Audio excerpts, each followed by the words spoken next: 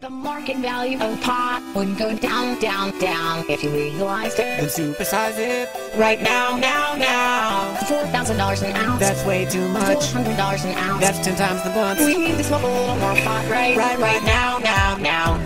That huge profit margin would go down, down, down if pot were legal. For the needy people. Right now, now. Doesn't lead to harder drugs. No more than cigarettes. No, absolutely not. It leads to happiness. Pwnagetic here, making a video on the latest release of Pwnagetool from the dev team. I made a video earlier, never published it, something happened to it, disappeared. Just a bird off my desktop, and I don't know where it went, so I'm making a quick other video. I actually, just for you guys, I downgraded my iDevice back to 4.1. Well, I jailbroken, but it's normal now.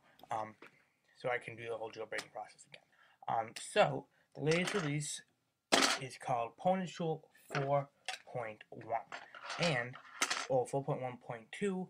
The 0.2 is just a version that fixed an error that was happening on Leopard for people that were running on Leopard instead of Snow Leopard. But if you were running 4.2, obviously you can run it on Snow Leopard; it'll be fine. Okay, so back to the video. So it's gonna jailbreak every device except the iPhone 2G, iPod Touch first generation, and the iPod Touch second generation. So it's gonna jailbreak every device except those three. You can do this currently only on Mac, and you download this program off the description.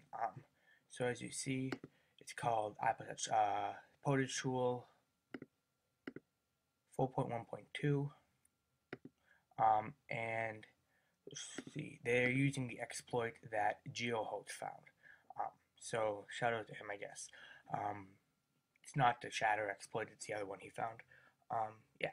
So they're all untethered, I believe.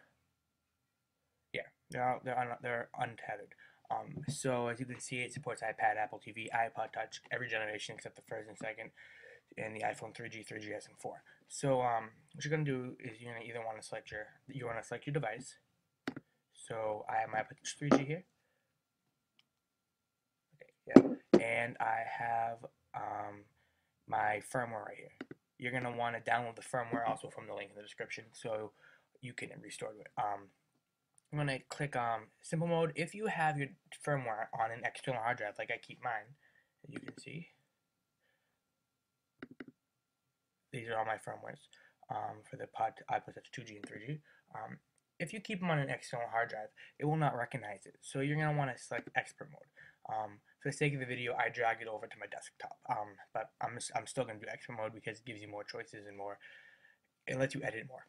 So you're going to want to hit the next button once you select your device, and obviously you've downloaded your firmware. You want to browse for your IPSW. Then you're going to want to select your IPSW. So right here, open, wait for it to find it, and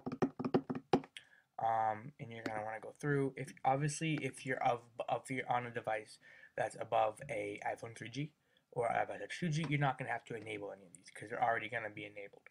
So you're going to want to hit next, hit next, hit next, and you're going to hit build. All right, hit build. I have a custom one. It's not 4.1, but just in case it clashes, I'm just going to rename it 1. But if you don't have another custom firmware, don't obviously rename it. Hit save, and it's going to save it to your desktop. So I'm going to come back when it's done. Make sure you save it to your desktop or your actual computer. If you save it to an external hard drive, you're going to error out. So save it to that. You're going to see a little kitty when it errors out that says, sorry, I has failed. And as cute as a cat is, it's going to piss you off. So just save it to your desktop or on your actual hard drive, not an external one. And when it asks for you to enter your password or hit enter because it's going to be adding stuff to your computer, just let it do it. It's not going to be downloading any Trojans. So I'm going to come back when it's done. I'm going to pause the video and I'll be back in a minute. Alright, so I'm back. The device is, I got to connect it. The firmware was made right here. Where is my cord? Here it is. Alright, so my device, I have my iPod Touch 3G here. Very simple. You're going to want to restore it. How you're going to want to do that is you're going to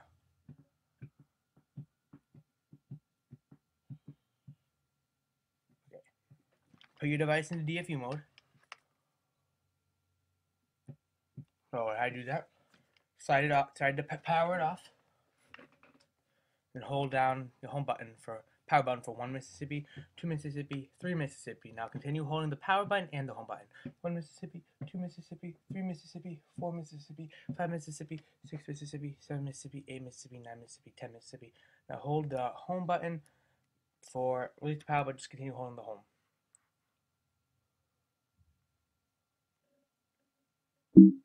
Alright. Now you want to hit OK, and you're going to want to do Option Restore. Okay, hey guys, so you want to hit Option Restore. Actually, I had to bring my computer downstairs. And you're going to want to select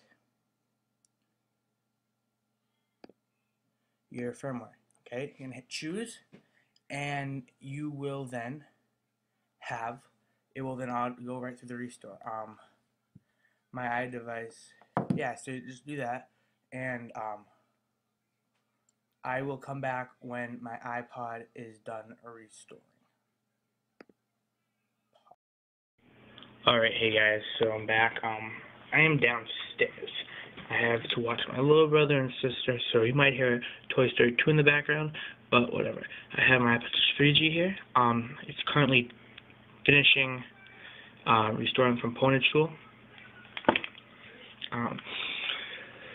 So, take a couple seconds. So I'm going to turn that back on. Okay, so it's back on now. As you can see, it's installed Cydia on my iPod Touch 3G.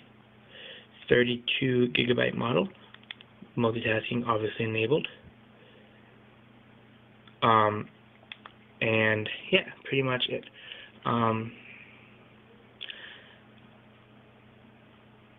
Running on 4.1. I want autofocus. There we go. Running on 4.1, and the internet works and everything. Just to show you, we will go to google.com, and we'll type in the blog I write for.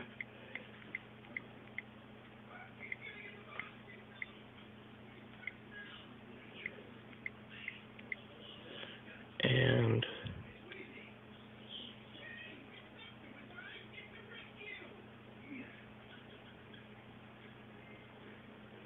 we will watch it load.